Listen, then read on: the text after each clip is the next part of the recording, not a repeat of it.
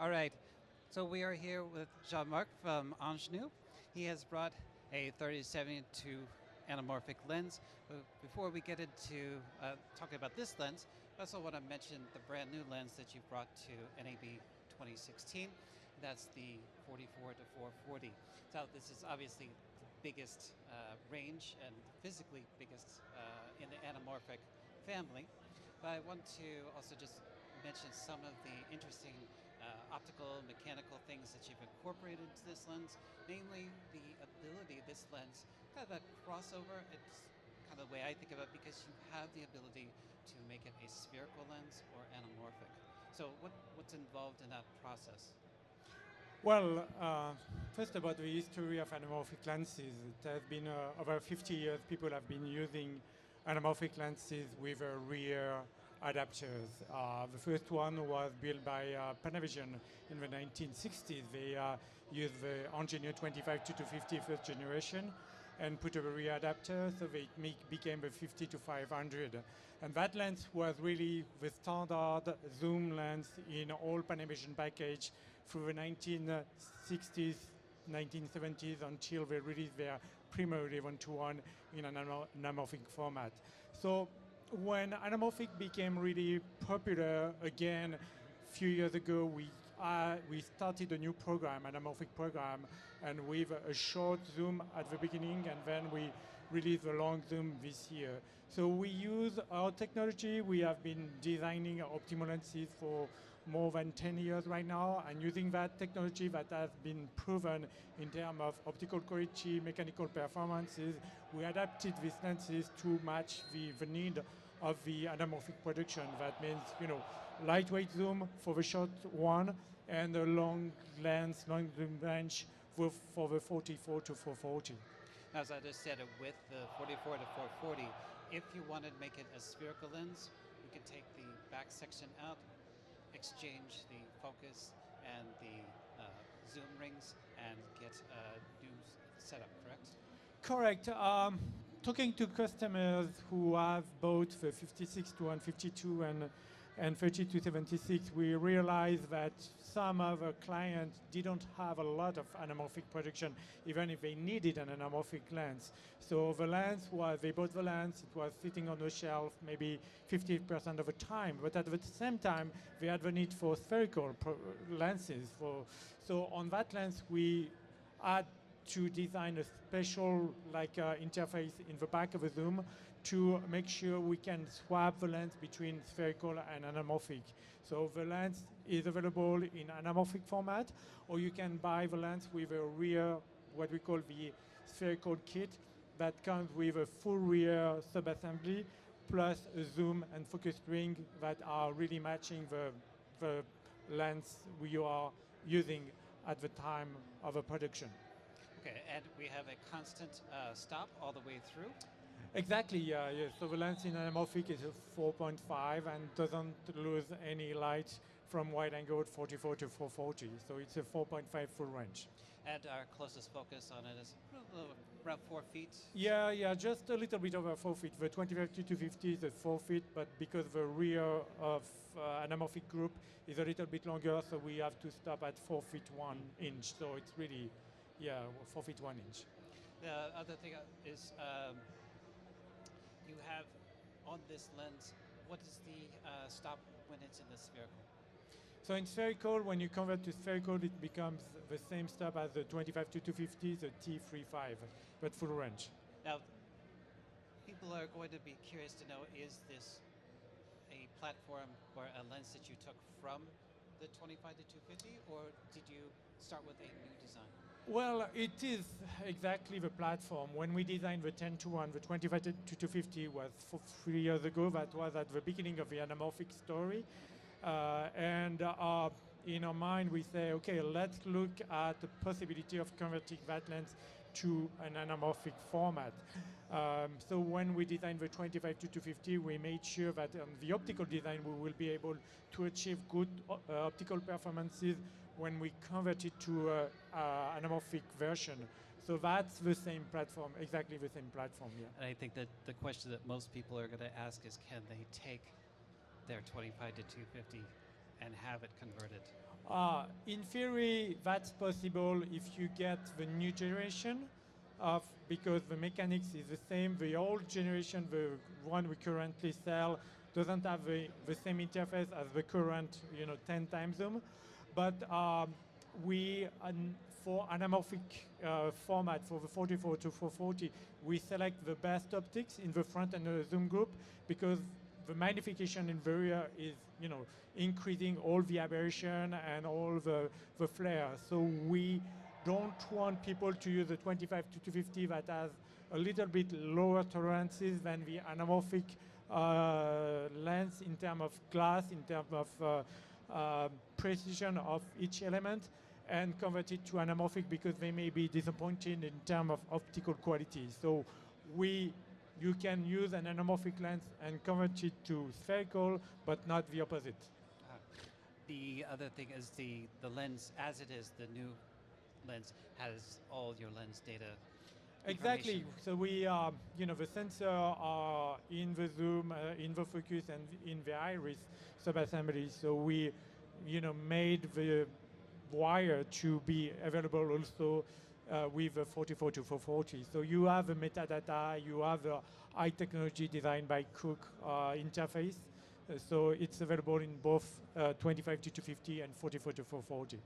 So you had mentioned that the genesis, the inspiration for coming up with these anamorphic lenses was that for a long time we've been working in a 1:7:8 aspect ratio with high definition images, and filmmakers wanted to branch out from that and have a new vision, a new way of looking and telling their stories. So I'm just curious, from a lens manufacturer's point of view, when you were starting to design these new anamorphics, and cinematographers come to you and they have this list that is a wish list of aesthetics. Mm-hmm. They want to have a certain type of focus roll-off. They want highlights to be handled a certain way. They want their bokeh to look a certain way. How do you take that kind of process where you're really working on the aesthetic, the emotional level, and translate that into a mechanical, a mathematical, engineering level to achieve at the vision that you want the lens to have? Well, there is different way of answering that question. The first thing, anamorphic became popular because just people wanted to have a different look on a digital camera.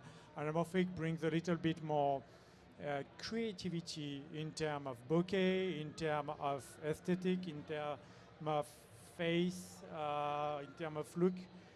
So that's why people started to work with anamorphic, because they wanted to, create something different with a digital camera, but also with a film camera.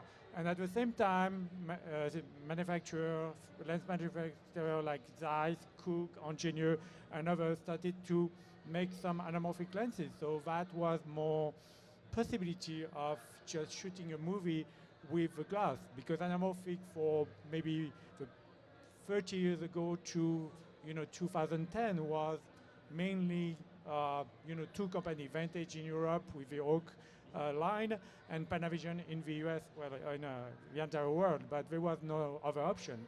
So having more option, people started to work with just these lenses.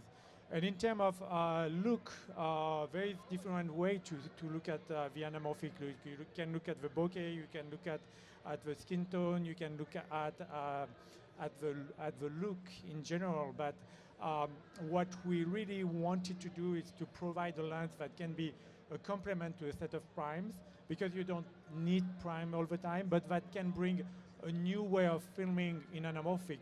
Nobody had made a lightweight zoom for anamorphic production. All the zoom, if you put the cylinders in front of the iris, they become very big. So a 3-time zoom is minimum 10 pounds. And what we wanted to do is to offer the cinematographer something that you can move around, you can put on a Steadicam, you don't have to use a prime, but you can zoom very quickly, you can frame very quickly. That's the idea behind the 56 to 152 and the 30 to 72. But we wanted also to keep the quality there, because if you have too much bokeh, if you have too much distortion, people start to realize, I have a lens that's kind of okay, but you have to frame very quickly, and you see everything is out of focus. So it's very important for us to reach a certain level of performance, of quality. Of course, due to the rear anamorphic group that bring a certain degradation of the quality, you have a very nice creamy look in your optics. It's not sharp like a spherical lens, but it's more creamy.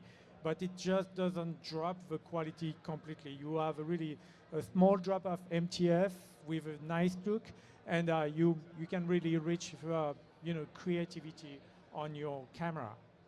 Okay, that's okay. That is just try. We talked about the 4440. I just want you to mention, for those that want to know more about the line of the Angenieux anamorphics, the different models that you have available. So right now we have 3 products. Basically, you can do a full production with these 3 products. We have a 30 to 72. That's the lens that's here. It's a wide-angle lens. Weight around 2.5 kilo, 5.5 pounds. So ideal with a new AbelCine, which has a 4x3 software. So you can fly it on a Steadicam. You can use it handheld, and you really get very beautiful look when you shoot scope. So it's really a great product and very popular. People have been using it like a Star Trek movie. They had used a few of them because they love the look. They love and the possibility of zooming quickly, framing quickly when you are shooting handheld on a Steadicam. We have a little bit longer zoom, so it's a 56 to 152. Also 2.7 time zoom. It's also lightweight. It's 2.3 kilo, 5.3 pounds. Also very compact. So ideal also with a AbelCine or over like a red Epic camera for handheld or Steadicam. And we just released the 10 to 1 zoom, so 44 to 440. Extremely long range. So you can go really from 44 to 440 with the same lens. That we didn't mention is the image circle of that. So we're covering how much resolution with the 44 to 440? So all these lenses, they are, in theory, we just, in a datasheet, you see they are covering 29 millimeter diagonal, which is the 4x standard, but they are covering more, like the 3 lenses, they are covering up to 32 millimeter diagonal, so in 4x, in 4x3 just format. And in digital, we can go out to 6K with this lens. Yeah, you can work 6K, not a problem. Yeah.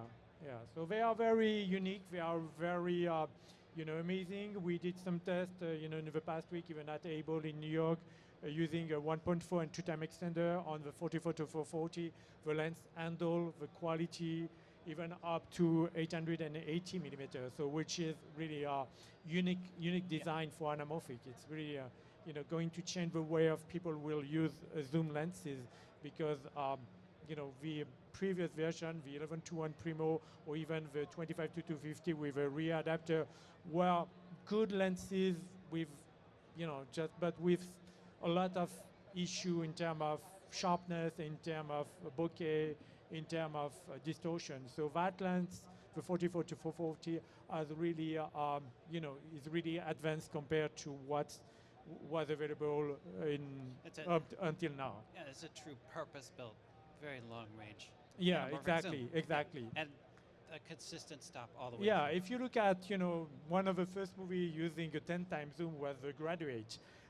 Dustin Hoffman, Mike Nichols, and he was using the 10-time zoom all the time, just, shooting from wide to tele, sometimes fast, sometimes slowly. But you need that range if you want to express some of the creativity on your production. Of course. Well, thank you so much for sharing your knowledge. Thank you for having me here. All right. Thank you very much. We'll be back with more. Thanks.